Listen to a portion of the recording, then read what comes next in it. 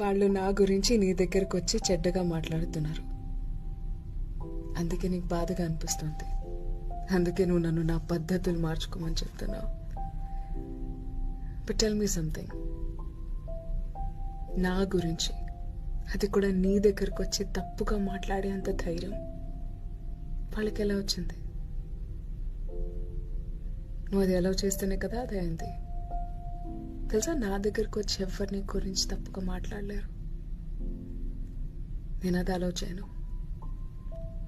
Because I respect you even in your app. పారిపోతావా? ఎక్కడికి రా పారిపోతావు? నేనంత సులువుగా వదిలేస్తాను అనుకుంటున్నావా?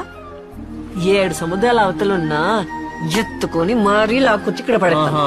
ఎక్కడికి లాక్కొచ్చి పడతావే? నీకు ఈత కూడా సరిగ్గా రాదు. నీ ఐకమ్మా ఈత రాకపోతే ఏట్రా? కొండంత ప్రేమ ఉంది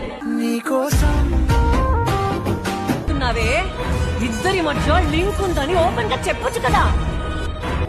నాకు తెలీదా నా మొగిలి నీడ కూడా ఎవతి మీద పడదని? నేను అదే అడుగుతున్నా. గుర్తుపెట్టుకో, నిన్ను గుర్తించలేని వాళ్ళని నువ్వు గుర్తుంచుకోకపోవడమే మంచిది. ఒకరు చస్తే నలుగురు మోసుకు తిరగడం కష్టమా? ఒంటరిగా చచ్చిన మనసుని చచ్చేదాకా మోసుకు తిరగడం కష్టమా?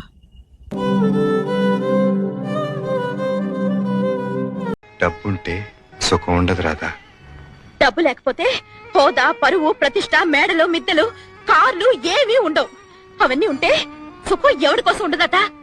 మిమ్మల్ని పెళ్లి చేసుకుని మాత్రం ఏం లాభం పొందాలండి. రాదా, మళ్ళీ చెప్తున్నాను, డబ్బు జీవితం కాదు. అయితే ఉద్యోగం మానేయండి. జీతం లేకుండా ఎలా బ్రతుకుతాం? డబ్బు జీవితం కాదన్నారుగా మరి. బ్రతకటానికి కావలసినంత కావాలి. ఆ బ్రతికే ఇంకాస్త సుఖంగా గడపడానికి ఎక్కువ డబ్బు కావాలి అంటున్నాను.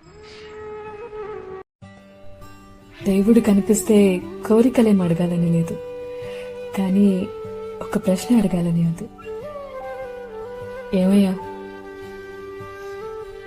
భరిస్తున్నాను కదా అని మరీ అన్నీ ఒకసారేనా?